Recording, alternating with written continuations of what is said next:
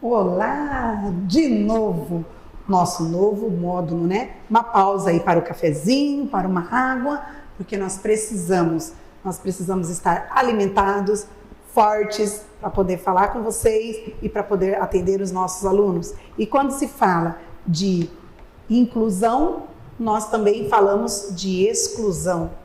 O que será que nós fazemos para excluir o nosso aluno?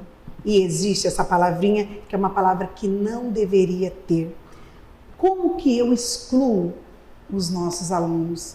Quando eu levo a criança à classe comum sem ter um acompanhamento de um professor especializado. Quando eu ignoro as necessidades específicas da nossa criança.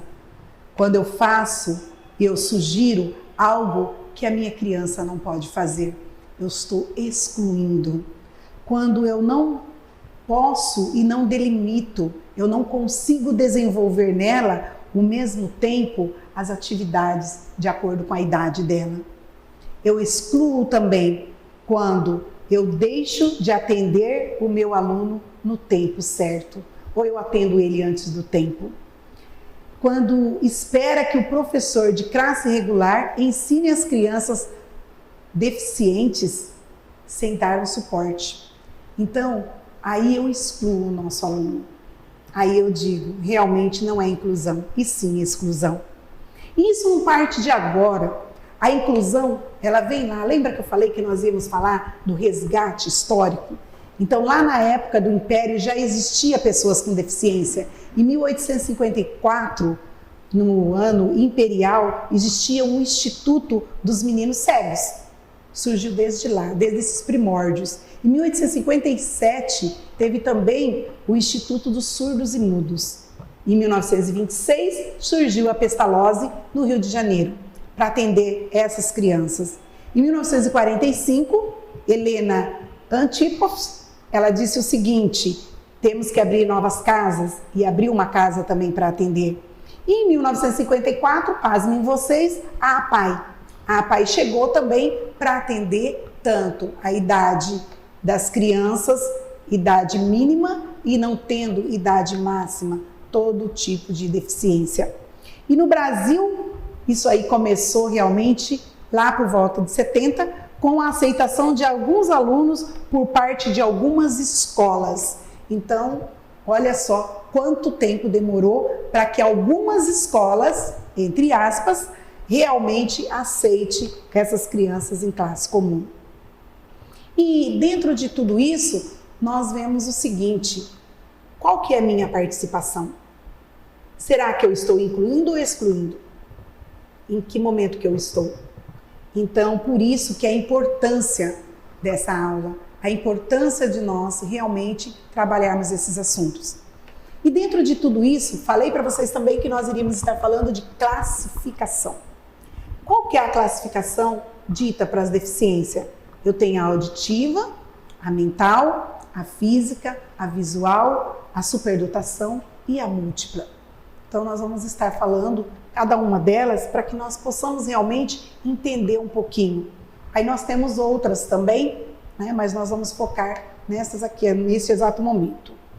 A mental, o que seria uma pessoa com deficiência mental? Ela é designada a pessoa que tem problemas que ocorreram no cérebro, que levou um baixo rendimento, mas que não afeta outras regiões da área cerebrais.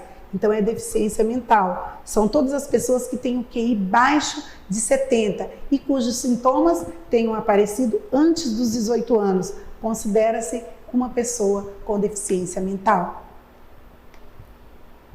Uma pessoa visual é uma pessoa que não tem esse poder, não tem essa total visão ao qual uma pessoa normal tem. Ela pode ser congênita ou adquirida, certo? E ela tem um nível de cuidado, podendo variar em determinados graus, a deficiência, a cegueira e a baixa visão.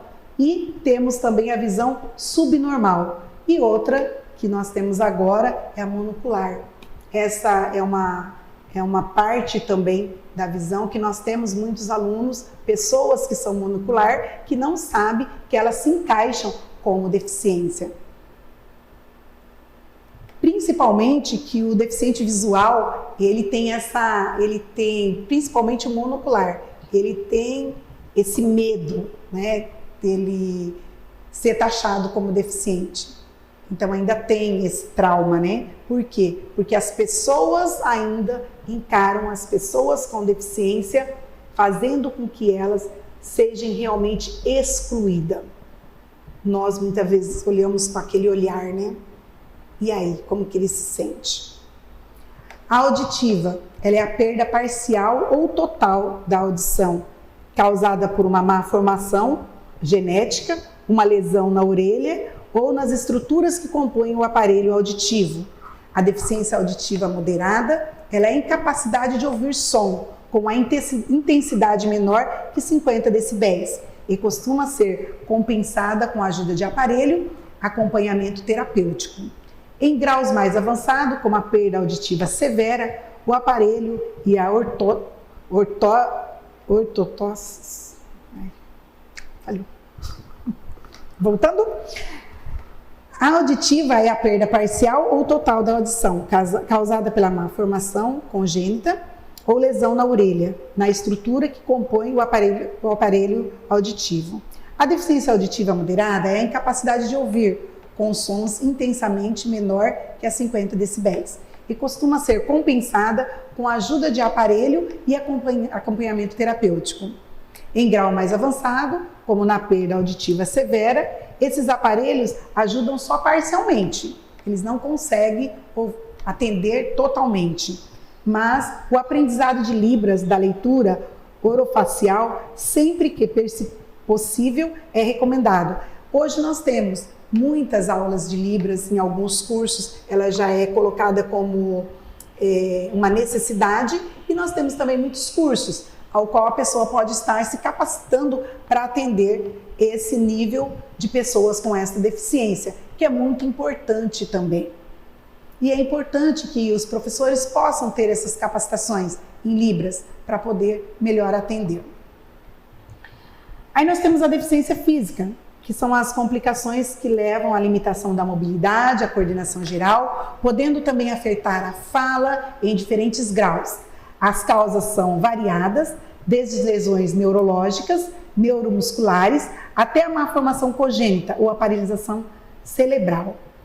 Os principais tipos de deficiência física são a paraplégica, tetraplégica, a hemiplegia, e ainda são consideradas as amputações, os casos de paralisia cerebral e a ostomia, a abertura dos abdômenes para o uso de sondas. E também temos a múltipla, que é uma deficiência que ocorre de duas ou mais deficiências simultaneamente, seja deficiência intelectuais, física ou ambas combinadas.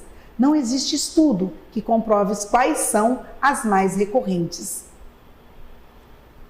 Então essas deficiências, elas existem, e elas existem nessas formalidades que eu posso, com certeza, enquanto estou trabalhando com as pessoas com deficiência, eu posso estar me antenando mais, procurando mais, lendo um pouquinho mais para que eu possa atender estes meus alunos.